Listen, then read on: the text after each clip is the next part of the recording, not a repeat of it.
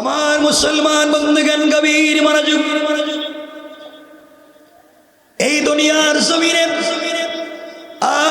আখেরি জামানার পয়গম্বর সরকারে কায়নাত দো জাহানের সরদার নবী রহমত জনাবে মুহাম্মদ রাসূলুল্লাহ সাল্লাল্লাহু আলাইহি ওয়াসাল্লাম আল্লাহ রাব্বুল ইজ্জত ওয়াল জালাল রাসূল পাককে জানিয়ে দিয়েছেন, বন্ধু আমার, এই দুনিয়ার জমিনে যারা আমি আল্লাহর গোলাম দাবি করবে, আশিক রাসূল দাবি করবে, আমি আল্লাহর গোলাম নিজেকে মনে করবে, বান্দারে আমি আল্লাহর গোলামের 1 নম্বর গুণ কি, কোয়ালিটি কি? কোরআনে কারীমের 19 নম্বর পারা 25 নম্বর সূরা আল ফুরকানের 63 নম্বর আয়াত থেকে আমার আল্লাহ বললেন, ওয়াইবাদুর রহমানিল্লাযীনা ইয়ামশুনা আলাল আরদি হাওনা। আল্লাহ রাব্বুল ইজ্জত ওয়াল জালাল বলছেন, মুসলমানেরা, এই দুনিয়ার জমিনে যারা আমি আল্লাহর গোলাম দাবি করবে, আশিক রাসূল দাবি করবে, আমি আল্লাহর গোলাম যারা নিজেকে মনে করবে, আমি আল্লাহর গোলামের 1 নম্বর গুণ হলো, আমার গোলাম দুনিয়ার জমিনে চলার পথে আমার গোলাম কোনোদিন অহংকার করতে পারে না। কি করতে পারে না? সবাই বলে। এই বৃহত্তর উপজেলার ভিতরে আল্লাহ যাদেরকে টাকার মালিক বানিয়েছেন, সম্পদের মালিক বানিয়েছেন, গাড়ির মালিক, বাড়ির মালিক বানিয়েছেন, আপনি যদি দুনিয়ার জমিনে চলার পথে সম্পদের কারণে অহংকার করে বসেন, আমার আল্লাহ চাইলে 10 তলা থেকে থাবড়াইয়া গাছতলায় নামাইয়া দিতে আমার আল্লাহ 1 মিনিটও দেরি হবে না। কোন ঠিক না? আর আপনি যদি অহংকার ছেড়ে দিতে পারেন, চলার পথে দুনিয়ার জমিনে নিজেকে মাটির সঙ্গে মিশাইয়া দিতে পারেন, আমার আল্লাহ চাইলে গাছতলা থেকে, বাঁশতলা থেকে কান ধরে 10 তলার মালিক বানাইয়া দিতে আমার আল্লাহ 1 মুহূর্ত দেরি হবে না। কোন ঠিক না? আল্লাহ পারবেনি? কথা বলে না কেন? পারবে? অহংকার করা যাবে? বলেন যাবে? আপনারা অহংকার করেননি, সামনাসামনি বৈশাখ হয় না, অহংকার করে না। হেরা দেখবেন এলাকায় বেচার আগে গরিব ছিল, পয়সাপাতি নাই, হঠাৎ এলাকার নতুন পয়সাওয়ালা, দেখবেন পয়সার গরমে এলাকার পাবলিক রে ঠিক মতো চিনেই না। ঠিক না? আছে না নাই? এজন্য অহংকার করা যাবে? বলেন না যাবে? খুব মনোযোগ দিয়ে শোনেন। আজ থেকে 50 বছর আগে আপনাদের এই এলাকায় অনেকের ঘরে ছিল লাখ লাখ টাকা, মানে লাখপতি। আজ তার ছেলে মেয়েরা মানুষের বাড়িতে কাজকাম করে খায়, নাই? আর আজ থেকে 50 বছর আগে অনেকের ঘর ছিল ঝুপড়ি ঘর, বৃষ্টি দিলে টিন লাগাবার পয়সা ছিল না। আজ তার ছেলে মেয়ের ঘরে আল্লাহ লাখ লাখ টাকা, কোটি কোটি টাকার মালিক বানাইছে। নাই? কে করতে পারে? সবাই আওয়াজ করে বলেন কে? অহংকার করা যাবে? আপনারা করেননি? আর করবো নি? জোরে বলেন না। ইনশাআল্লাহ করব না, ইনশাআল্লাহ করব না। মনে রাখবেন। এখন যদি আমরা মূল আলোচনা শুরু করি, অহংকার করলে ক্ষতি কি, অহংকার ছেড়ে দিলে লাভ কি, এই টপিকে আলোচনা করলে আমাদের সময় লাগবে ন্যূনতম 3 ঘন্টা। এজন্য এটা রেখে দিলাম। শুধু এতটুকুনি বললাম অহংকার করা যাবে না। বাকি আলোচনার দিকে আমরা যাই, সামনের দিকে, নাহলে পুরো আলোচনা শেষ করা যাবে না।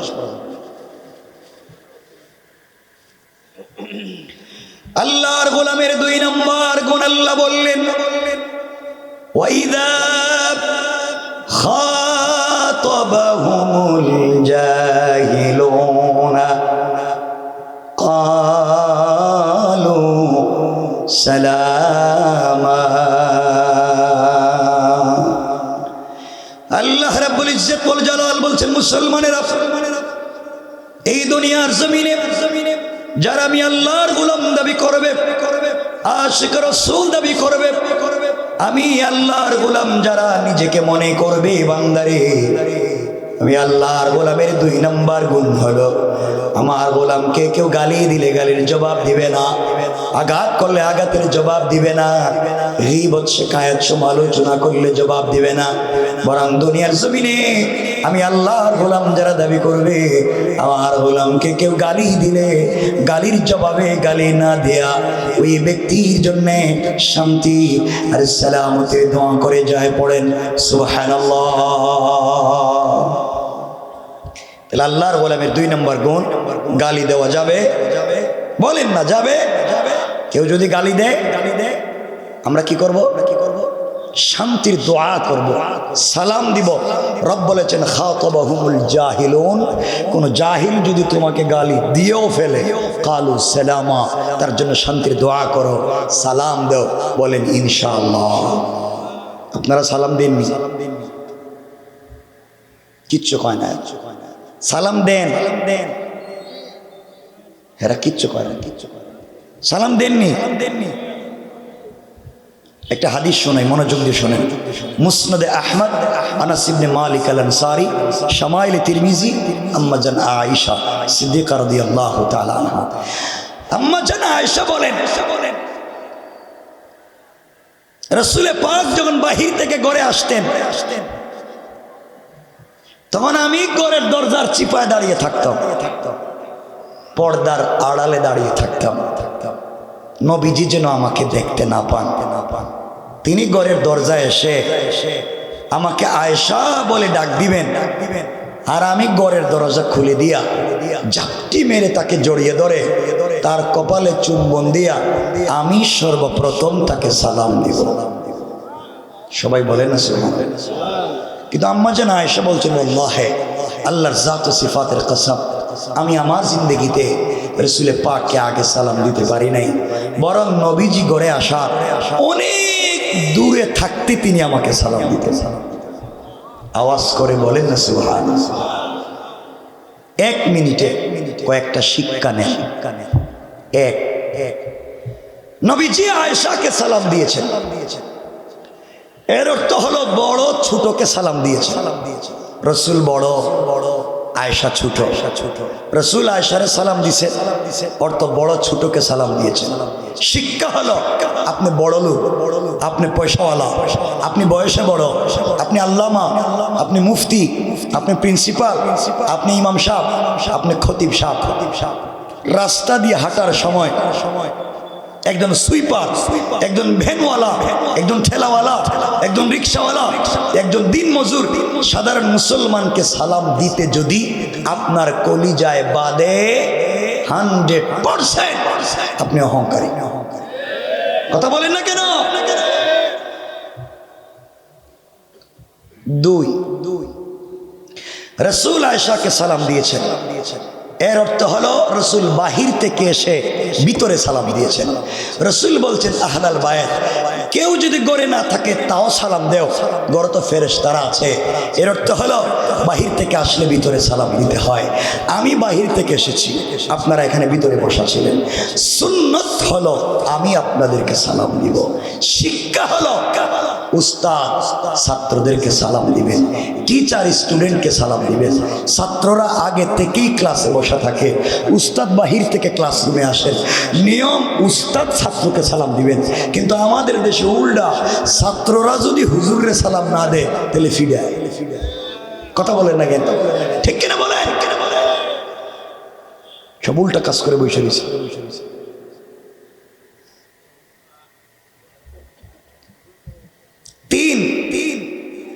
রাসূল পাক আয়েশাকে সালাম দিয়েছেন এর অর্থ হলো স্বামী স্ত্রীকে সালাম দিয়েছেন রাসূল স্বামী আয়েশা স্ত্রী রাসূল আয়েশাকে সালাম দিয়েছেন অর্থ স্বামী স্ত্রীকে সালাম দিয়েছেন শিক্ষা হলো আপনিও বাহির থেকে ঘরে গেলে আপনি সালাম দিবেন বউরে হ্যাঁ কথা কয় না ঠিক কি তা ঠিক তো আমি জানি না কইতেছি ইনশাআল্লাহ না কইবেন সব জায়গায় ঠিক মাইরা দিতেছে আর এটা কোন জায়গায় আইছে আমি বুঝতে পারতেছি বলেন ইনশাআল্লাহ সবাই করেন ইনশাআল্লাহ রাসূল যদি নিজের বউরে সালাম দিতে পারছেন আপনারা পারবেন না আপনার স্ত্রীরে সালাম দেননি মিথ্যা কথা কইবেন না কিন্তু বলেন বউরে সালাম দেননি দেন না কেন হ্যাঁ কি করে শিক্ষার কথা বাদ দেন সালাম দেন না কেন হেঁটে করেন হ্যাঁ লজ্জা করে ওরে আল্লাহর লজ্জা বউরে সালাম দিতে লজ্জা করে আর বউরে ফিডাইবার সময় লজ্জা কই যায় কথা বলেন না কেন ওই দিন একজন আমারে কইতেছে একজন বউরে ফিডাইতে বউরে কইতেছে তুই আমারে আব্বা কো নাউজুবিল্লাহ কইলেন বউ মায়ের খাইতে পায়ে ধরে বলতেছে তুই আমার বাপ আমার ছেড়ে দে হ্যাঁ বন্ধু বান্ধবের কাছে গিয়ে বলতেছে তোমরা আমার চিনুনি আমি কেডা আমি বউরে বাপ ডাকাইয়া ছেড়ে দিছি শয়তান আল্লাহরে জিগাইতেছে আল্লাহ তুমি আমার শয়তান বানাইছিলে কেন আমার জিন্দেগিতে তো বউরে ফিড়াইয়া বাপ ডাকাই কথা বলেন না কেন আর এখানে বসে রয়েছেন অলিয়ার মতো স্ত্রীরে সালাম দিবেন আরে বাবা আমার সাথে কথা না বললে ওয়াজ করবো না স্ত্রীরে সালাম দিবেন বলেন ইনশাআল্লাহ এই যে মুরব্বীরা দেখেন আপনারা তাকায় দেখেন জোয়ানের মুরব্বীরা আমার চেহারার দিকে তাকাই হাসতেছে এই দেখেন এরা চিন্তা করতেছে 50-60 বছর গেছে গা রে বাবা যে ওয়াজ করতেছ বউরে সালাম দিলাম না আজকে যদি স্ত্রীরে সালাম দিই বউ মনে করবো বুইড়া কোন কাম গড়াইছে আর আমার সালাম দিয়ে ভাব মারতেছে ঠিক না তো বউ যাই মনে করবে আপনি সালাম দিবেন জোরে কইতে আরো জোরে কলা আজকে ওয়াজ থেকে খিচুড়ি খাইয়া না লইয়া খিচুড়ি খাওয়াইবেন না দিয়ে দিবেন খিচুড়ি খাইবেন খিচুড়ি লইয়া যখন বাড়িতে যাইবেন তাবারুক দরজা দাঁড়াইয়া বলবেন স্ত্রী আসসালামু আলাইকুম ওয়া রাহমাতুল্লাহ বউ কইব মা এত রাত্রে বুড়ার এখন ভূতে ধরছে আপনি বলবেন কোন ভূতে ধরে নেই হুজুর এই মাত্র ওয়াজ করছে আর আমি সুন্নত আদায় করছি ইনশাআল্লাহ কোন সবাই বলা লাগবে ইনশাআল্লাহ টাইম দেখতেছি আমার সময় আছে কিন্তু ওয়াজ রে এই মুহূর্তে পাল্টাইয়া দিতে যদি আপনারা বউরে সালাম না দেন বলা লাগবে ইনশাআল্লাহ এই যে মহিলাদেরকে দিয়ে ঘরে কাজ করান রান্নাবাড়ি করান ঘর মুছান বাথরুম মুছান ঘর ঝাড়ু দেওয়ান বেডরুম পরিষ্কার করেন বাচ্চা কাচ্চা দেখান হাঁস মুরগ দেখান সব দেখে ঘরের স্ত্রী আপনারা যদি স্ত্রীর সালাম না দেন হেই ওয়াজ কইরা দিমু সব কাজ আপনি করা লাগবে এমনকি ঘরে যদি ছোট ছোট বাচ্চা থেকে দুধ খাওয়ান এই বাচ্চারে দুধও আপনি পান করে দিবেন কুত্তেকে আইনা করাইবেন আপনি জানেন কারণ আমি কি হেই ওয়াজ করে দিতাম হ্যাঁ হেই ওয়াজ করে দিতাম না সালাম দিবেন বলেন ইনশাআল্লাহ জোরে কোয়া লাগবে ইনশাআল্লাহ মোটামুটি একটা জায়গায় গেছে তাই সালামটা কমপক্ষে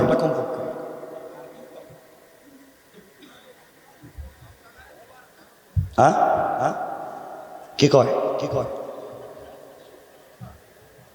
কথাগুলো শোনেন কি বলতেছি আজকে থেকে সালাম ইনশাআল্লাহ পাশাপাশি আমাদের ঘর থেকে আজকালকে শাহজালাল শাহপরান জুনাইদ বগদাদি আব্দুল কাদের জিলানী মুঈনুদ্দিন চিশতি এমন আল্লাহর ওলিরা আমাদের মায়েদের ঘর থেকে জন্ম নেয় না কারণ স্বামী স্ত্রীর বন্ডিং চমৎকার নেই ফ্যামিলি কেমিস্ট্রি চমৎকার না স্বামী স্ত্রীর বোঝাপড়া চমৎকার না কেউ কাউকে দিল থেকে ভাল লাগে না এই জন্য সন্তান ভালো হয় না আপনি যে সন্তানকে নিয়ে স্বপ্ন দেখেন আমার সন্তান এই হবে আমার সন্তান সেই হবে এটা করবার আগে যেই সন্তান স্বামী স্ত্রীর ব্লাড মিশ্রিত হয়ে জন্ম নেবে সেই স্বামী স্ত্রীকে ভালো হওয়া লাগবে ঠিক কিনা বলেন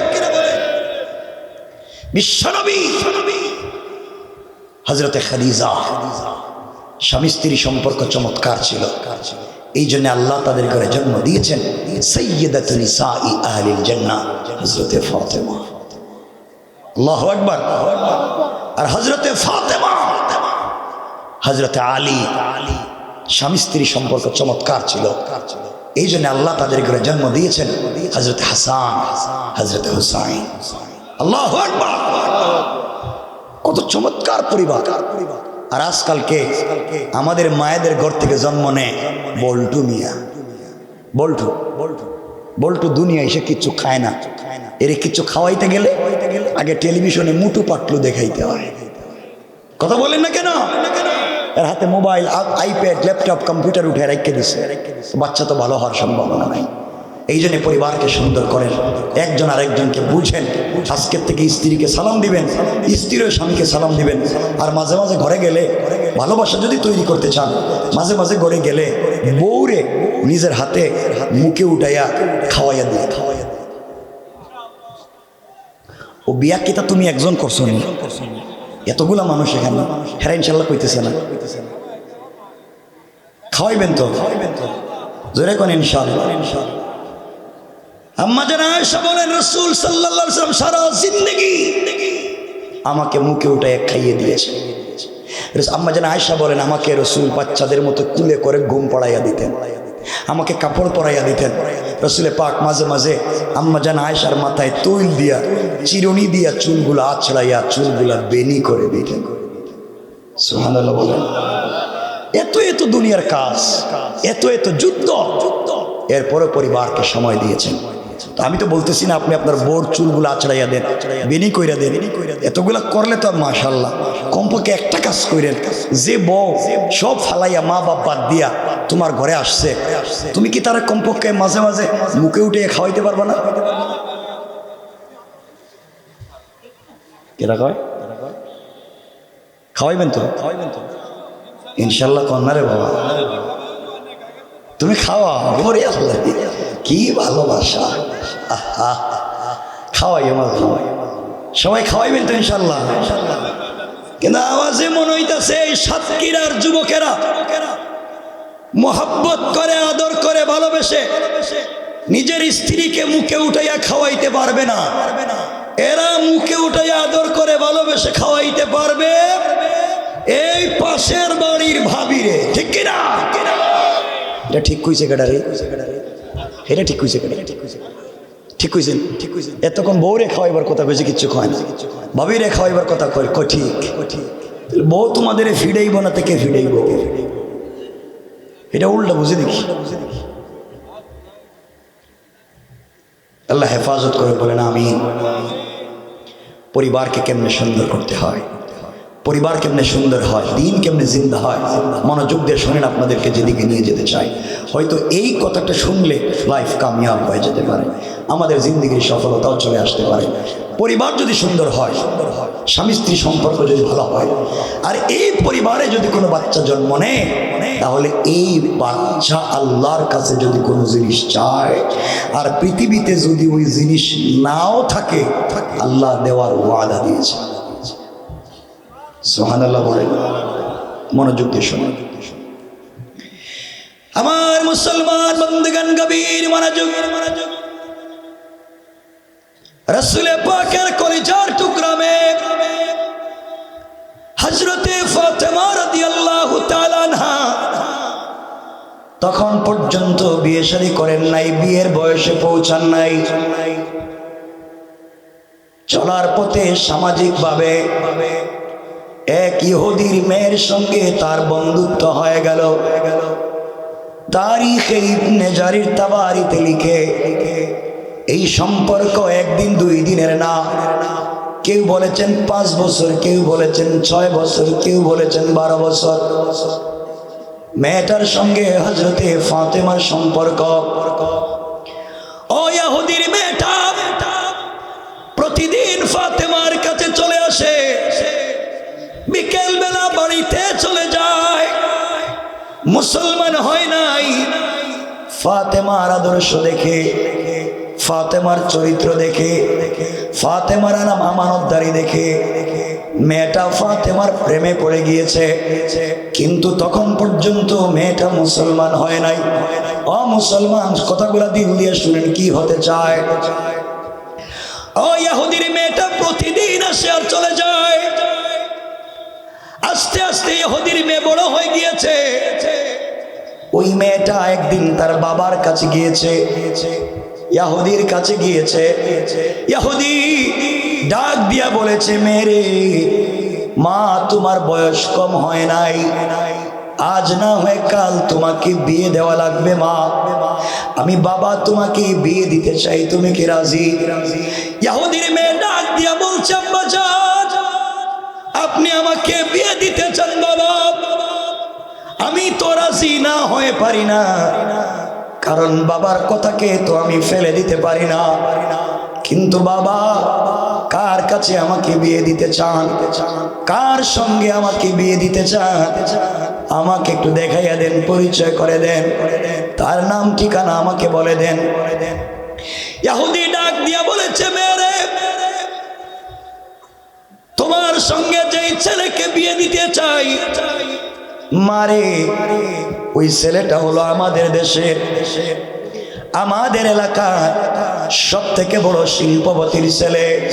টাকার অভাব নাই, পয়সার অভাব নাই, বাড়ি ঘরের অভাব নাই, একমাত্র কোটিপতির ছেলে।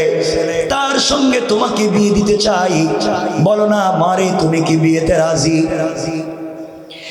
ইহুদির মেয়ে ডাক দিয়া বলছে, আব্বাজান,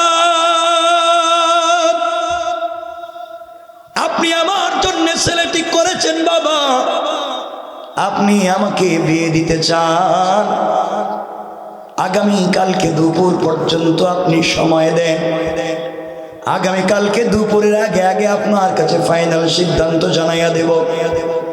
এইভাবে মেয়েটা বাবার কাছ থেকে সময় নিয়া পরের দিন সকালবেলা সূর্য উদয় হয়ে যাওয়ার পরে হযরতে ফাতেমার কাছাকাছি পৌঁছে গিয়েছে, বাড়িতে পৌঁছে গিয়েছে। ফাতেমাকে ডাক দিয়ে বলেছে, বোন রে, দীর্ঘ প্রায় এক যুগ থেকে তোমার বাড়িতে আসি আর চলে যাই, তোমাকে যে আমানতদারি আমি দেখেছি, আজ আমি এসেছি আজ আমি এসেছি তোমার কাছ থেকে চমৎকার বিষয়ে ফয়সালা করতে। তুমি আজ পর্যন্ত আমার চোখের সামনে যত মহিলা তুমি ফাতেমার কাছে এসেছে, সবাইকে চমৎকার আমানতের সঙ্গে পরামর্শ দিয়েছো, সবার লাইফ কামিয়াব আর সফল হয়েছে। ফাতেমা, আমিও তোমার কাছে এসেছি, তোমার কাছ থেকে কিছু বিষয় জানতে চাই। ফাতেমা বললেন, বলো কি বলতে চাও? ইহুদির মেয়ে ডাক দিয়া বলছে, ফাতেমা, আমার বাবা মাকে বিয়ে দিতে চায়, এই এলাকার সব থেকে বড় ইহুদির এক ছেলেকে পাত্র নির্বাচন করেছে, ওই ছেলের কাছে আমাকে বিয়ে দিতে চায়, বলো না আমি কি ওই বিয়েতে রাজি? ফাতেমা ডাক দিয়ে বলছেন, বোন রে, তুমি ইহুদি, আমি মুসলিম, তোমার পার্সোনাল লাইফে আমি কোনো কথা বলতে পারি না। মেয়েটা বলছে, ফাতেমা, আসমানের নিচে জমিনের উপরে একমাত্র তোমাকে আমানতদার বিশ্বস্ত মনে করি, আমি আমার মাকে বাপকে এতটুকু মনে করি না, এই পৃথিবীতে কাউকে এত ভালোবাসি না, এই পৃথিবীতে একমাত্র আমানতদার তোমাকে মনে করি, তোমার পরামর্শের উপরে ভিত্তি করে বিয়ে করতে চাই। তুমি হ্যাঁ বললে হ্যাঁ, তুমি না বললে না। ফাতেমা বলছেন, আমি কথা বলতে পারবো না। মেয়ে ডাক দিয়া বলছে, ফাতেমা, তোমার কাছে এসেছি, জীবনে কত মানুষকে পরামর্শ দিলা। ফাতেমা এবার বলছেন, শোনো বোন, পৃথিবীর কোনো বাবারাই চায় না তার মেয়েটা কষ্টে থাকুক, পৃথিবীর সকল বাবারাই চায় তার মেয়েটার ভালো জায়গায় বিয়ে হয়ে যাক, বাকি জিন্দগি শান্তিতে সুখে শান্তিতে কাটাইয়া দেখ। বন্ধু আমার মন বলছে, তোমার বাবা তোমার জন্যে যেই ছেলে ঠিক করেছে ওই বিয়েতে রাজি হয়ে যাও, ওখানে কল্যাণ আছে, কামিয়াবি আছে। মেয়েটা ফাতেমাকে জড়াইয়া ডাক দিয়ে বলছে, বোনরে, তুমি বলেছো বিয়েতে রাজি হয়ে যাওয়ার জন্যে, তোমার কথায় আমি বিয়েতে রাজি হয়ে যেতে পারি, কিন্তু আমার একটা শর্ত আছে। ফাতিমা বলছেন, কি শর্ত? আমার বন্ধুগণ, আল্লামা জুলফিকার নকশবন্দি খুতুবাত জুলফিকারে অনেক লম্বা করে ঘটনা নিয়ে এসেছেন, সংক্ষেপ করে দিলাম। মেয়ে ডাক দিয়ে বলছে, ফাতেমা, ওই বিয়েতে যদি আমি রাজি হতে হয়, একটাই শর্ত হলো তুমি যদি আমার বিয়েতে যাও, আমার পাশে বসে আমাকে আশীর্বাদ করে দাও, আমার পাশে বসে আমাকে দোয়া করে দাও। এই পৃথিবীর সৃষ্টির মধ্যে সব থেকে আমানতদার বিশ্বস্ত মেয়েটা ফাতেমা, তুমি যদি আমার কাছে বসে দোয়া করে দাও তাইলেই শুধুমাত্র বিয়েতে রাজি। তুমি আমার বিয়েতে না গেলে আমি রাজি না। ফাতেমা বললেন, বোন রে, আমি মুসলিম, তুমি ইহুদি, আমি যদি তোমার বিয়েতে যাই মানুষ আমার বাবাকে গালি দিবে, মানুষ আমার বাপকে নিয়ে টিটকারি করবে। কেমনে মুসলমানের মেয়ে, মুহাম্মদ ইবনে আব্দুল্লাহর মেয়ে কেমনে ইহুদির মেয়ের বিয়েতে গিয়েছে, এই জন্যে আমি যেতে পারবো না। মেয়ে ডাক দিয়ে বলছে, ফাতেমা, হতে পারে তোমার এই যাওয়াটাই কোনো কল্যাণ হয়ে যেতে পারে। আমি তোমাকে ছাড়া বিয়ে করতে চাই না, তুমি গেলেই কেবল বিয়ে করতে রাজি, তুমি না গেলে বিয়ে করবো না। এক পর্যায়ে ফাতেমা বিকি হয়ে গেলেন, ডাক দিয়ে বলছেন, বোন রে, ইনশাআল্লাহ যাও, আমি তোমার বিয়েতে যাব, কথা দিলাম। মেয়েটা রাজি হয়ে গিয়েছে, বাবার কাছে গিয়ে বলছে, আব্বাজান, আপনি আমার জন্য যেই ছেলে ঠিক করেছেন বাবা, ওই বিয়েতে আমি রাজি, আপনি বিয়ের ব্যবস্থা করতে পারেন। ইহুদি খুশি হয়ে গিয়েছে, পাবলিকের কাছে দাওয়াত শুরু করেছে। মেয়ে ডাক দিয়া বলছে, আব্বা জান, আমি যে বিয়েতে রাজি, এক শর্তে রাজি। মারে, তোর আবার শর্ত কি? কি শর্তে তুমি রাজি হয়েছ মা? শর্ত না থাকলেও তো আমি অনেক কিছু দিব, কি শর্তে তুমি রাজি হয়েছ? মেয়ে ডাক দিয়া বলছে, আব্বা জান, এই বিয়েতে আমি আমার বান্ধবী মুহাম্মদ ইবনে আব্দুল্লাহর মেয়েকে বিয়েতে ইনভাইট করেছি, বিয়েতে দাওয়াত করেছি, ও কিন্তু বিয়েতে আসবে, এই শর্তে আমি রাজি।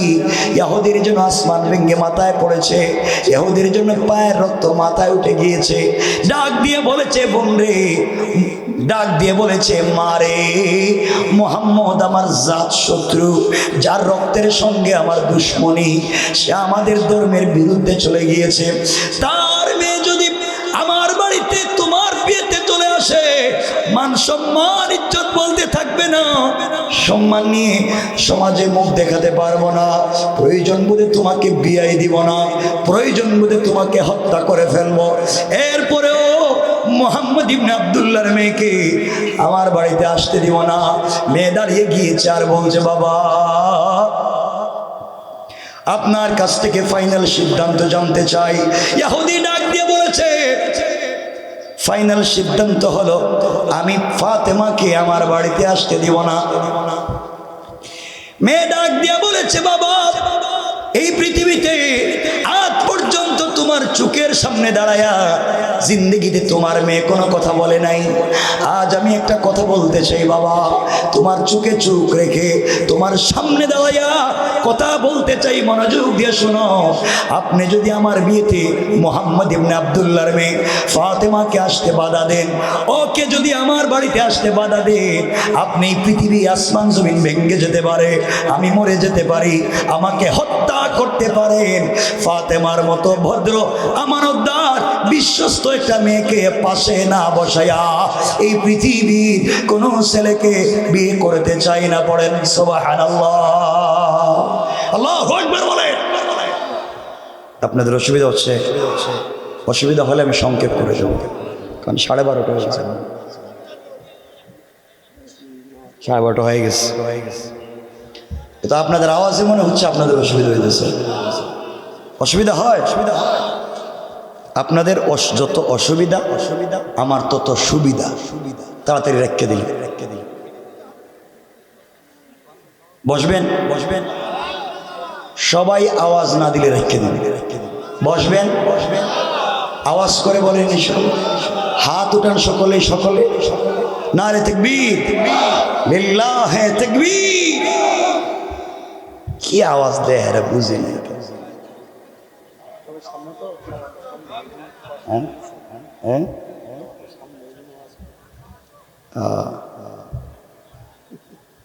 যাক, কষ্ট নিয়েন না, আমরা সামনের দিকে যাই। কটা পর্যন্ত? দুডু। তাহলে একবার ফজর বইলা দেন না কেন? ঠিক আছে তো? আছেন তো? খিচুড়ি ঠান্ডা হয়ে যাবে, খাইবেন না? তারা এত খিচুড়ি খারে খাওয়াইব, খিচুড়ি খাইবেন না? আর কথা শুনেন না, দেখি বেশি লম্বা করবো না, রাত্র হয়ে গেছে। আরো আগে দিলে হয়তো কথা বলতে পারতাম। মেয়েটা খুব মনোযোগ দিয়ে শোনেন, কেন এগুলাতে গেছি? হয়তো আমাদের কামিয়াবি এবং সফলতা আসবে শেষ কথায়। দ্বীনের দাওয়াত কেমনে দিবেন, সমাজকে কেমনে দ্বীন শিখাবেন, সমাজ থেকে হিংসা বিদ্বেষ কেমনে দূর করবেন, জমিনে কেমনে আল্লাহর দ্বীনকে পৌঁছে দিবেন।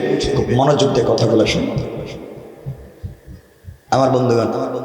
ইহুদি চিন্তা করলো মেয়ে মাত্র একটা, তাকে যদি বিয়ে দিতে না পারি মান সম্মান ইজ্জত থাকবে না। আর মেয়ে বলতেছে ফাতেমা ছাড়া বিয়ে করবেও না। ইহুদি তো ষড়যন্ত্র শুরু করেছে, শয়তানি শুরু করেছে, কৌশল করে বলতেছে মা তুমি কি মনে করছো তুমি আমার একমাত্র মেয়ে, আর তুমি একটা কথা বলবে আমি রাখবো না? মা ফাতেমা যদি তোমার বিয়েতে আমার বাড়িতে আসতে হয় আমার কোনো আপত্তি নাই, কিন্তু আমারও একটা শর্ত আছে। মেয়ে বলতেছে বাবা তোমার শর্ত কি? ইহুদি বলতেছে আমার শর্ত হইল ফাতেমা যদি তোমার বিয়েতে আমার বাড়িতে আসতে হয়, তোমার বিয়েতে আমি যাদেরকে ইনভাইট করেছি দাওয়াত করেছি সব কোটিপতির ছেলে মেয়েরা দামি দামি কাপড় পরে আসবে, দামি দামি অর্নামেন্টস জুয়েলারি পরে আসবে, দামি দামি গিফট নিয়ে আসবে। আর ফাতেমা তো গরিবের মেয়ে, মোহাম্মদ ইবনে আবদুল্লাহর মেয়ে, থাকবার জায়গা নাই, তিন বেলা খাওয়ার জায়গা নাই, নতুন পোশাক নাই। সে তো সোসাইটি মেনটেন করে আসতে হবে, সামাজিকতা রক্ষা করে আসতে হবে। সে যদি আমার বাড়িতে আসতে হয় অবশ্যই একটা নতুন পোশাক পরে আসতে হবে, ছাড়া পুরাতন কাপড় পরে আসতে পারবে না।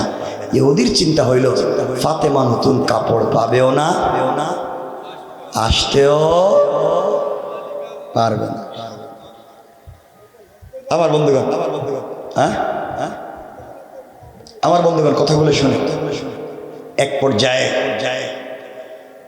মেয়েটা ফাতেমার কাছে এসে বলছে বোন তুমি আমার বিয়েতে যাওয়ার বাপ চায় না, গালাগালি করে, তোমাকে তোমার বাপকে গালাগালি করে, কোনোভাবেই রাজি হয়। এক শর্তে বাপ রাজি হয়েছে, তুমি যদি আমার বিয়েতে যাও একটা নতুন কাপড় পরে যাও। ফাতেমা চোখের পানি ছেড়ে দিয়েছে। বোন রে, আমি এমন এক বাবার ঘরে জন্ম নিয়েছি যে বাবার পরনেই কোনোদিন নতুন পোশাক দেখি, থাকবার মতো ভালো একটা ঘর নাই।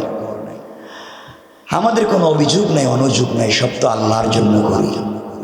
দুনিয়া এভাবে কষ্ট করে যেতে চাই, আখেরাতে আল্লাহকে পেয়ে গেলে খুশি। বোন আমি নতুন পোশাক পাবো না, তোমার বিয়েতেও যেতে পারবো না। মেয়েটা বলছে ফাতেমা তুমি আমার বিয়েতে না গেলে আমি তো বিয়েই করবো না। হঠাৎ করে মেয়েটা ফাতেমাকে জড়াইয়া হু হু করে কাঁদতেছে। ফাতেমা বলেন কাঁদতেছো কেন? বলতেছে আমার একটা কথা মনে পড়েছে আজ, তুমি বলতেছো কাপড় পাবা না, আর আমার মন বলছে তোমার বিশ্বাস মতে তুমি চাইলে একটা কাপড়ের ব্যবস্থা করতে পারো। সুবহানাল্লাহ, এটা আগামী বছর না আগামী বছর কইেন সুবহানাল্লাহ। আমার মুসলমান বন্ধুগণ গভীর মনোযোগ, ইহুদির মেয়েটা ফাতেমাকে জড়াইয়া ডাক দিয়া বলেছে ফাতেমা তুমি আমাকে বলেছ এই পৃথিবীতে একজনকে মনে প্রাণে ভালোবাসো, একজনের সঙ্গে তোমার প্রেম, যাকে ছাড়া তোমার এক মিনিটও যায় না। ও ফাতেমা তুমি আমাকে বলেছ যার জন্য জীবন যৌবন উৎসর্গ করেছ, যার জন্য জিন্দগিতে এত স্যাক্রিফাইস করো, ফাতেমা তুমি আমাকে বলেছ তাকে পাওয়ার জন্য সারাদিন রোজা রাখো, তাকে পাওয়ার জন্য সারা রাত নামাজে কাটাইয়া দাও, তাকে পাওয়ার জন্য সারা রাত সিজদায় গিয়া কান্না করে ডাকো। ও ফাতেমা তুমি তুমি আমাকে বলেছ এই পৃথিবীর সব কিছু তোমার আল্লাহর জন্যে, এই পৃথিবীর সব কিছু তোমার মালিকের জন্যে। তুমি বলেছ এই পৃথিবীতে তোমার একজন বন্ধু আছে যিনি হচ্ছেন তোমার সৃষ্টিকর্তা আল্লাহ। ফাতেমা তুমি আমাকে বলেছ তোমার আল্লাহ তোমার বাবাকে উহুদ পাহাড় পরিমাণ স্বর্ণ আর সম্পদ দিতে চাইছে, তোমার বাবা কিন্তু নেয় নাই। তুমি বলেছো তোমার আল্লাহ আসমান জমিনের মালিক, তোমার আল্লাহ দুনিয়া আখিরাতের মালিক, তোমার আল্লাহর অনেক ক্ষমতা অনেক পাওয়ার, তোমার আল্লাহ আসমান টিকায় রেখে দিয়েছে। তোমার আল্লাহর যদি এত এত ক্ষমতা হয়, যার জন্য এত কষ্ট করো, যার সঙ্গে এত প্রেম, ফাতেমা এত এত ক্ষমতার মালিক, এত এত পাওয়ার, তিনি কি পারে না তোমাকে একটা নতুন পোশাকের ব্যবস্থা করে দিতে? পড়েন আল্লাহু আকবার। তিনি কি পারে না তোমাকে একটা নতুন পোশাকের ব্যবস্থা করে দিতে? ফাতেমা আমার মন বলছে তুমি তাকে একতরফা ভালোবেসে যাও, সে কিন্তু তোমাকে ভালোবাসে না। এই পৃথিবীতে আমরাও যদি কোনো ছেলেকে ভালোবাসি, ছেলের কাছে মেয়ে যদি কোনো আবদার করে, ছেলে দিতে না পারলেও ঋণ করে দেওয়ার চেষ্টা করে, আর তুমি এমন এক আল্লাহর প্রেমে পড়েছ একটা মাত্র পোশাকের আবদার করলেও দিতে পারবে না। আমার মন বলছে তুমি তাকে ভালোবাসো, সে কিন্তু তোমাকে ভালোবাসে না। এই বলে মেয়েটা ফাতিমার কানে কানে ডাক দিয়ে বলেছে, বোন রে, তুমি যদি তোমার আল্লাহর কাছ থেকে কোনো উসিলায় একটা পোশাকের ব্যবস্থা করতে পারো, আমি কথা দিলাম ওই দিন তোমার পরনে কাপড় দেখলেই আমি কালিমা পড়ে মুসলমান হয়ে যাব। আমার বন্ধুগণ, ফাতেমা যখন আল্লাহর কথা শুনেছে আবেগী হয়ে গিয়েছে, আর নিজেকে সামলিয়ে রাখতে পারলেন না, চোখের পানি ছেড়ে দিলেন, ডাক দিয়া বলছেন, বোন রে, ইনশাআল্লাহ আমি তোমার বিয়েতে যাব এবং এই পৃথিবীর সব থেকে দামি কাপড় পরে যাব। আল্লাহু আকবার জোরে বলে। আমার বন্ধুগণ, মেয়েটা বাপের কাছে গিয়েছে। কার কাছে? আসতে কইলেন যে আপনাদের ঘুম পাইছে? আওয়াজে মনে হইতেছে ঘুম পাইছে আপনাদের। একটু হাত তুলে দেখান না কারা কারা ঘুমাইছেন। আর হাত তুলে বলছি দেখান কারা ঘুমাইছে। এরা হাত তুলে রেখে দিছে। এটা কোন এলাকা রে বাবা? হাত উঠে ঘুমায়। ঘুমাচ্ছেন?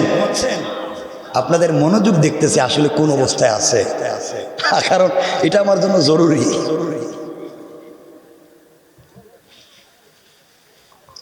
আমার ভাইরা, মেয়েটা বাবার কাছে গিয়ে বলছে, আব্বা, ফাতেমা কিন্তু আমার বিয়েতে আসবে এবং বলছে একটা নতুন পোশাক পরে আসবে। ইহুদি কয়, দেখছো গরিবের মেয়ে, থাকবার জায়গা নাই, খাওয়ার মতো জিনিস নাই, বাপ খেজুর খাইয়া পানি খাইয়া দিন মাস কাটায়, আর হ্যাঁ নাকি নতুন কাপড় পাইব? দূর, জীবনে পাইতো না। আমার বন্ধুগণ মস্কারা করতেছে। আল্লাহ শুনছেন, সবাই বলছে আল্লাহ শুনছেন। আরো জোরে বলেন, আল্লাহ সিদ্ধান্ত নিয়েছেন, শয়তান তুই ফাতেমাকে বাড়িতে যাইতে দিবি না, আর আমি সিদ্ধান্ত নিলাম ফাতেমাকে বাড়িতে পাঠাবো। আল্লাহু আকবার জোরে বলেন। এই আওয়াজে আরো জোরে আল্লাহ পারবেন। এই জন্য আল্লাহ কোরআনে বলছেন, ওয়া মাকারু ওয়া মাকারাল্লাহ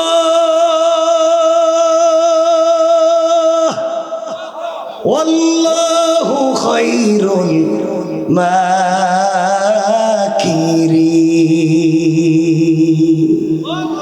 আল্লাহ বলছেন তোমরা কিসের কৌশল করো? তোমাদের চাইতে হাজার গুণ বড় কৌশলী হচ্ছে আমার আল্লাহ। বলেন সুবহান। কিসের কৌশল? এই কথা বলার 1 মাস 10 দিন পরে, অর্থাৎ 40 দিন পরে বিয়ে। কয়দিন? 40 দিন। 1 মাস 10 দিন। 1 মাস 10 দিন পরে বিয়ে। এই 1 মাস 10 দিনে অনেক ঘটনা ঘটেছে, অনেক ঝামেলা হয়েছে, অনেক কিছুর মীমাংসা করে বিয়েতে যাইতে হইতেছে। লম্বা হয়ে যাইবে দেখে এই 40 দিনে কি কি ঘটছে সব রাখা দিলাম। কইতাম না কইছি তো, ডাইরেক্ট বিয়ে, আগামীকাল কি বিয়া, মধ্যখানের ওয়াজ বাতিল, কারণ রাত্রে 12:30টার উপরে হয়ে গেছে। কালকে বিয়ে। মেয়েটা ফাতেমার কাছে গিয়ে বলছে, বোন কালকে আমার বিয়ে, তুমি কি কাপড় পাইছো? ফাতেমা বলছে, সত্যি আমি ভুলে গেছি, তোমার যে বিয়ে আমার তো মনেই নাই। মেয়েটা বলছে, ফাতেমা তাইলে কি আমার বিয়ে হবে না? তুমি এখনো কাপড়ই পাও নাই, বিয়ে হবে কেমনে? মেয়েটা কাঁদতেছে। ফাতেমা মেয়েটাকে জড়াইয়ে বলছেন, বোন রে, আমি এমন একজনকে ভালোবাসি, এমন একজনের প্রেমে পাগল, এমন একজনকে বিশ্বাস করেছি, এখনো তো 1 রাত 12 ঘন্টা বাকি আছে। আমি এমন একজনকে ভালোবাসি, তিনি চাইলে 1 মুহূর্তে আসমানকে জমিন বানাইয়া দিতে পারে, ধনীকে গরিব বানাইয়া দিতে পারে, গরিবকে ধনী বানাইয়া দিতে পারে, সাগরকে নগর, নগরকে সাগর বানাইয়া দিতে পারে। আমার বিশ্বাস 1 রাত্র বাকি আছে। আমার আল্লাহ যদি সত্য হয়, আর আল্লাহকে ভালোবাসা যদি নিঃস্বার্থ ফাতেমার সত্য হয়, আল্লাহ কাপড়ের ব্যবস্থা করে দিবে ইনশাআল্লাহ। ইনশাআল্লাহ জোরে বলেন ইনশাআল্লাহ। আমার বন্ধুগণ, মেয়েটা চলে গেছে, ফাতেমার গভীর রাত্র হয়ে গিয়েছে। আমাদেরও গভীর রাত্র, 12:30টার উপরে গভীর রাত্র না, ফাতেমারও গভীর রাত্র, সমান। ফাতেমা গভীর রাত্রে মুসল্লা বিছাইয়া দিছে, কারণ বলবার জায়গা কোথায়? আর তো কোনো ব্যবস্থা নাই, মা নাই যে মায়ের কাছে গিয়ে বলবে, ভাইও নাই যে ভাইয়ের কাছে গিয়ে বলবে, কার কাছে বলবে? চাচাও নাই, দাদাও নাই, কেউ নাই। বাপের কাছে বইলা তো লাভ নাই, বাপ তো সারাদিন উম্মতে নিয়ে ব্যস্ত, ঠিক না? ফাতেমা কয়, যে জায়গায় সম্পর্ক এই জায়গায় কইয়া দিই। আল্লাহু আকবার। এই জন্য বাচ্চাদেরকে চিনা, সম্পর্ক ওদিকে করো, আল্লাহর সাথে করো। আমার বন্ধুগণ, ফাতেমা মুসল্লা বিছাইয়া দিলেন, সিজদায় পড়ে আল্লাহকে ডাক দিয়া বলেছে, আল্লাহ, এই পৃথিবীতে ফাতেমা তোমাকে ভালোবেসে ফেলেছে। আয় আল্লাহ তাআলা, পৃথিবীতে কোনোদিন তোমার যতদিন বয়স হয়েছে তোমার অবাধ্য কোনোদিন চলি নাই। তুমি যা বলছো সব পালন করেছি। তোমাকে পাওয়ার জন্যে সারাদিন রোজা রাখি, তোমাকে পাওয়ার জন্যে সারা রাত নামাজে কাটাই। আল্লাহ, সারাদিন অপেক্ষা করি কখন রাত্র হবে। নামাজে দাঁড়াইয়া দাঁড়াইয়া যখন আমি তেলাওয়াত করি তুমি জবাব দেও, আমার ভাল লাগে। তুমি আমার সঙ্গে কথা বলো, মন ভরে যায়। এই জন্য দুনিয়ার কষ্ট মনে হয় না। আয় আল্লাহ, এই পৃথিবীতে আজ পর্যন্ত তোমার কাছে আমি কিছুই চাইলাম না, কষ্ট করে করে জিন্দগি কাটাইয়া দিই একমাত্র আখিরাতে তোমাকে পাওয়ার জন্যে। আমার মা ছিলেন মক্কার সবথেকে বড় ব্যবসায়ী নারী। আজ আমার মা থাকলে আমাকে ব্যবস্থা করে দিত। আমার মা দুনিয়ার জমিনে নাই, আমার একটা ভাই নাই, আমার চাচাও নাই, আমার দাদাও নাই, কেউ নাই। বাপের কাছে গিয়ে বলেও লাভ নাই। আয় আল্লাহ, আজ আমি তোমার কাছে একটা জিনিসের আবদার করতে চাই। এটা আমার চাহিদা পুরাবার জন্য না, আমার সৌন্দর্য বাড়াবার জন্য না, আমাকে ভালো দেখাবার জন্য না। আয় আল্লাহ, একটা জিনিসের আবদার করতে চাই। সত্যি যদি তুমি না দেও, বুঝবো সত্যি তুমি আমাকে মনে হয় ভালোবাসো না, আমি একতরফা তোমাকে ভালোবেসে যাই। আয় আল্লাহ তাআলা, আমার বাবা দ্বীনের দাওয়াত নিয়ে বাহিরে বাহিরে যায়, হাটে মাঠে ময়দানে যায়। আমি মেয়ে মানুষ হওয়ার কারণে বাবার সঙ্গে যেতে পারি না। আয় আল্লাহ তাআলা, আমি আগামীকালকে ইহুদির মেয়ের বিয়ে বাড়িতে যেতে চাই। আমাকে একটা পোশাকের ব্যবস্থা করে দাও, যে কোনো সিলাই একটা পোশাকের ব্যবস্থা করে দাও। ওই কাপড় পরে আমি ইহুদির মেয়ের বিয়ে বাড়িতে যেতে চাই, দিনের দাওয়াত যেন হয়ে যায়। ওই বাড়িতে যাওয়ার পরে আমার কাপড়ের দিকে তাকাইয়া ওই বাড়িতে যত মহিলারা জমা হবে সকল মহিলারা যেন কালিমা পড়ে মুসলমান হয়ে যায়।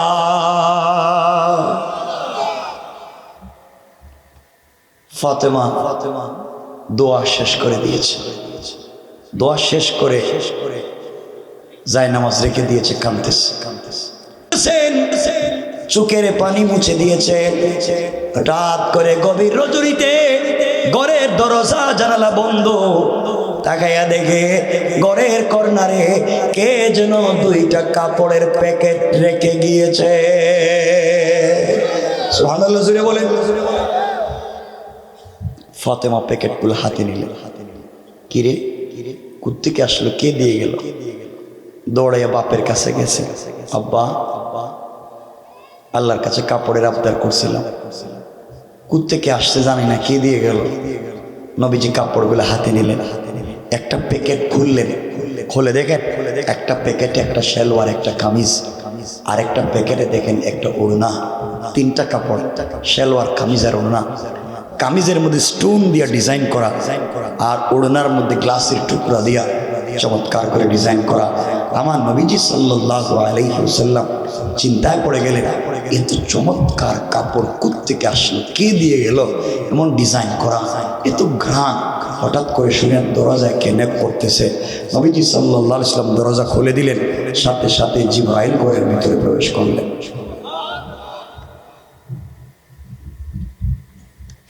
আমার বন্ধুগণ, জিবরাইল আমিন এসে বলছেন, ইয়া রাসূলুল্লাহ, আল্লাহর পক্ষ থেকে আপনি সালাম গ্রহণ করুন।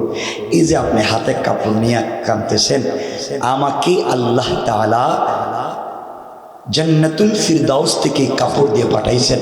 আপনার মেয়ে ভাঙ্গা গড়ে থেকে খেয়ে না খেয়ে আল্লাহর সাথে এমন সম্পর্ক করেছে, আল্লাহর কাছে একটা কাপড়ের আবদার করেছে, আর আল্লাহ আমাকে দিয়ে জান্নাত থেকে কাপড়টা পৌঁছে দিয়েছে।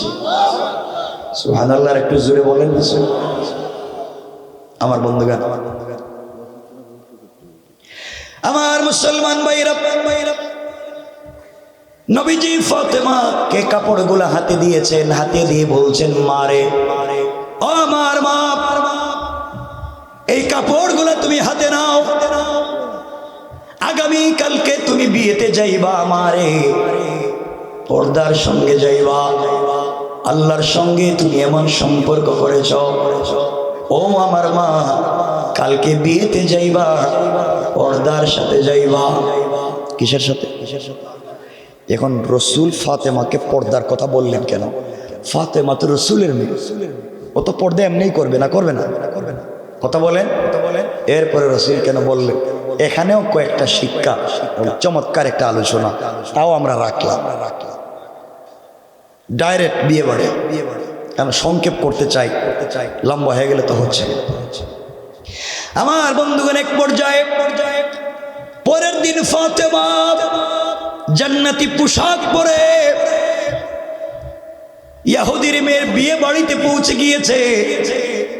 যখনই বিয়ে বাড়িতে পৌঁছে গিয়েছে, জান্নাতি কাপড়ের সুঘ্রাণে পুরা বাড়ি মুখরিত হইয়া, জান্নাতি কাপড়ের আলোতে পুরাটা বাড়ি যেন আলোকিত লাইটের মতো হয়ে গিয়েছে।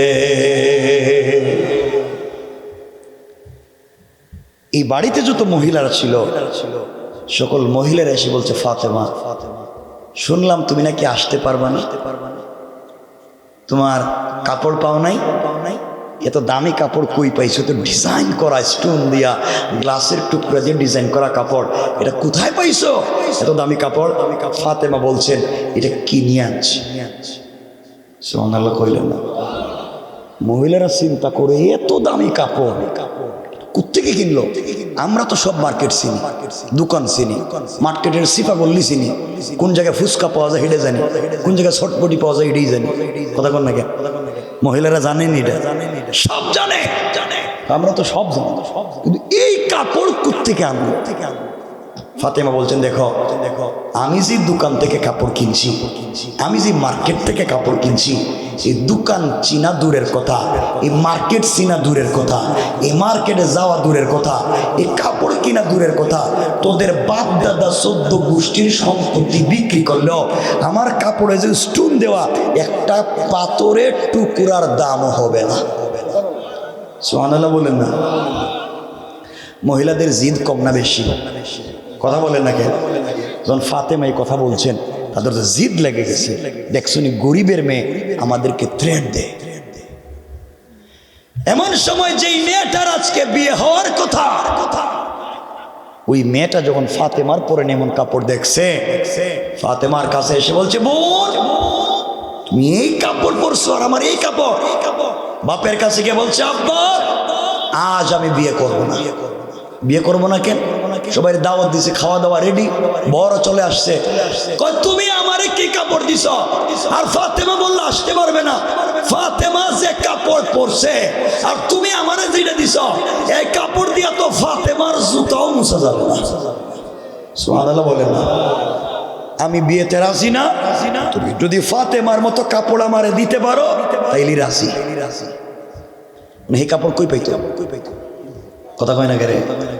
আসেনি আপনাদের এলাকায়? এখন বেজার লাগছে নি? পেঁয়াজ লাগছে নি? এই বাড়িতে যত মহিলারা আসছে বিয়েতে, সকল মহিলারা বাড়ি ঘেরাও করে বাবুর সিরে বলছে, বাবুর খবরটা কাউরে খাবার দিবা না, এক ফুটা পানি চাইলে করে দিবা না। ও কেন? যতক্ষণ পর্যন্ত আমাদের পুরুষেরা আমাদেরকে ফাতেমার মতো কাপড় না দিবে এই বাড়িতে কেউ এক ফুটা পানিও খাইতে পারবে না। লাগছে নি বেজার? এখন কি হইব কোন? তো এই বাড়ির অবস্থাটা কি হইতেছে? এমন পুরুষেরা চিন্তায় পড়ছে, মহা মুশকিল, এই কাপড়টা পাইলো কই? আর পুরো বাড়ি এখন বেজার, বিয়ে শাদী সব বন্ধ। আমার বন্ধুগণ, মহিলারা এসে ফাতেমাকে বলছে, ফাতেমা বলো না কাপড়টা কোন মার্কেট থেকে কিনছো? আমরা তো সব মার্কেট চিনি। ফাতেমা বলছেন, দেখো বোন, আমি যে সোসাইটি লালন করি তোমরা সেই সোসাইটি লালন করো না। আমি যে দোকান থেকে কাপড় কিনছি তোমরা সেই দোকান চিনবা না। মহিলারা বলছে, বলো না ফাতেমা, দোকানের নামটা বলো, দেখি কিনতে পারি আর না পারি দোকান চিনি কিনা। আমার বন্ধুগণ, ফাতেমা বললেন, শোনো মহিলারা, যেই দোকান থেকে কাপড় কিনেছি ওই দোকানের নাম জান্নাতুল ফিরদাউস। যেই মার্কেট থেকে কাপড় কিনেছি ওই মার্কেটের নাম হলো জান্নাত। আল্লাহু আকবার। মহিলারা চিন্তা করে, জান্নাতুল ফিরদাউস দোকানের নাম, জান্নাত মার্কেটের নাম। আমাদের এলাকার মার্কেটের নাম তো সলিমুদ্দিনের মার্কেট, তো হে কি নাম কয়? মহিলারা চিন্তা করে, ফাতেমা নাম তো জিন্দিগিতে শুনলাম না, জান্নাতুল ফিরদাউস, জান্নাত, এটা কোন দিকে রাস্তা? মার্কেট আছে কই? ফাতেমা বলছেন, আছে, না থাকলে আমি পাইলাম কেমনে? তাও তো ঠিক, কিন্তু আমরা যে পাইলাম না, আমরা তো পৃথিবীর সব মার্কেট চিনি। ফাতেমা বলে, শোনো, এটা ভিআইপি মার্কেট, স্পেশাল মার্কেট। এই মার্কেটের রাস্তাটাও স্পেশাল ভিআইপি, যে কেউ চাইলেই মার্কেটের রাস্তা খুঁজে পাইবে না। মহিলারা বলছে, ফাতেমা কেউ দেখতেছে না, আমরা তোর পায়ে ধরে করতেছি, ইজ্জত বাঁচা, এই মার্কেটের নাম কর, দরকার হলে কিডনি বিক্রি করবি, বাপ দাদার সম্পত্তি বিক্রি করুন, এরপরে এই মার্কেটে যাইতেই হবে। আবার সুবহানাল্লাহ নাই? ফাতেমা বললেন, তাহলে শোনো, যেই দোকান থেকে কাপড় কিনেছি এই দোকানের নাম হলো জান্নাতুল ফিরদাউস। যেই মার্কেট থেকে কাপড় কিনেছি ওই মার্কেটের নাম জান্নাত। আর ওই মার্কেটে যেই রাস্তা দিয়ে গিয়েছি ওই রাস্তা হলো ইহদিনাস সিরাতাল মুস্তাকিম। ও মহিলারা, তোমরা যদি সিরাতে মুস্তাকিম নামক রাস্তা দিয়া চলো রে, সামনে গেলে জান্নাত নামক মার্কেট পাইবা।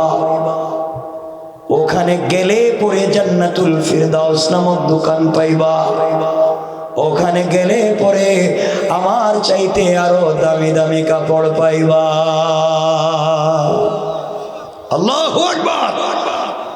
এরা গেল কই? আসুন, পনেরোটার উপরে না, আরে আমি অসুস্থ মানুষ ভাই, মেরে ফোন একটা হয়ে গেছে কি? আপনাদের কি দয়া মায়া নাই? এতক্ষণ কথা বলতেছি, অসুস্থ মানুষ। এ বাবা উঠলেন কেন? একজন উঠে রাখিয়ে দিবে। হ্যাঁ হ্যাঁ,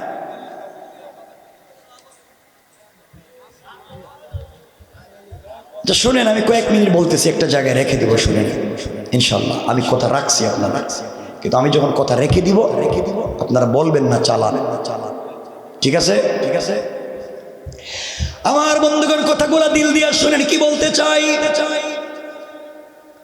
মহিলারা চিন্তায় পড়ে গিয়েছে, সিরাতে মুস্তাকিম নামে কোন রাস্তা পর্যন্ত নাম শুনি নাই, জান্নাত নামে কোন মার্কেটের নাম শুনি নাই, জান্নাতুল ফিরদাউস নামে কোন মার্কেটের নাম দোকানের নাম শুনি নাই। মহিলারা বলছে, ফাতেমা বলো না,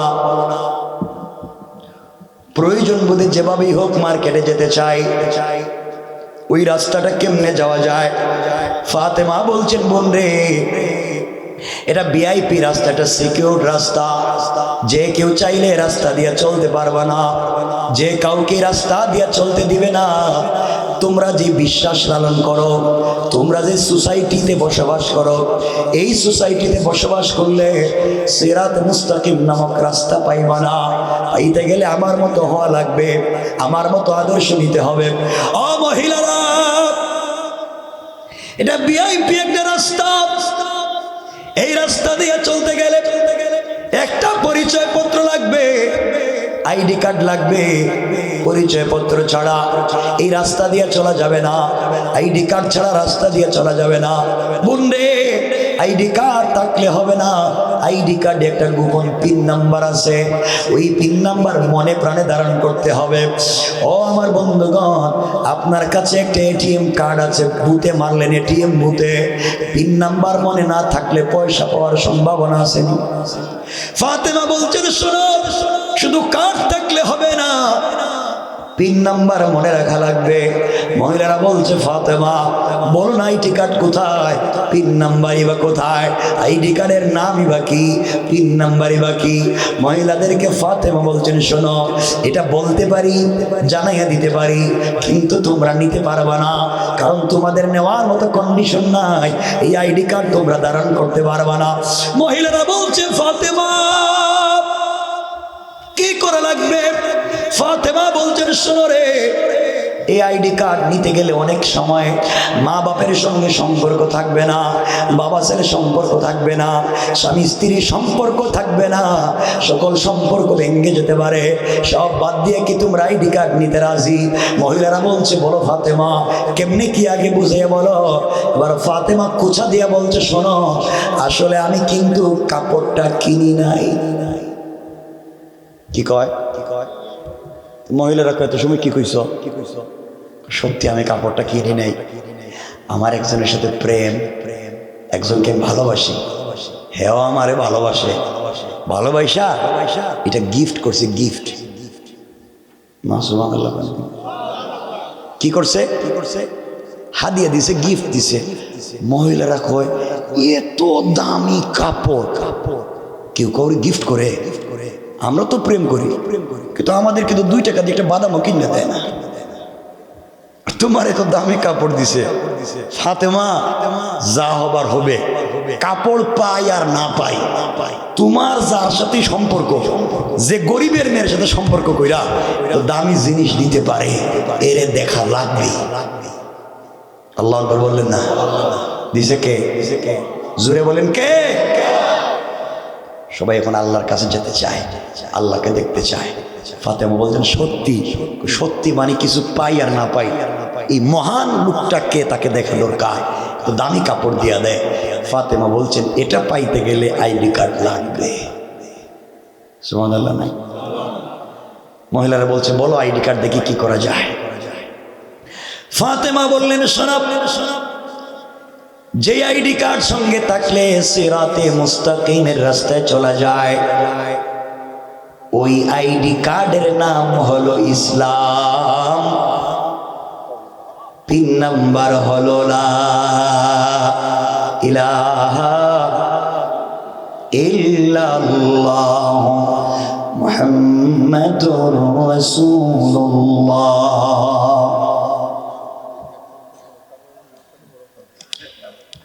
আর লম্বা করো না, যাই দিয়ে নাম দিয়ে দিবেন সহজ করে। আমি একটা হয়ে যেতে স্যার কি তা হ্যাঁ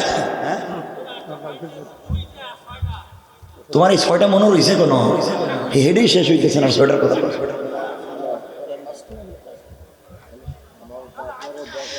আমার বন্ধুগণ কথাগুলো শোনেন, সকল মহিলাদেরকে ডাক দিয়া বলেছেন শোনো,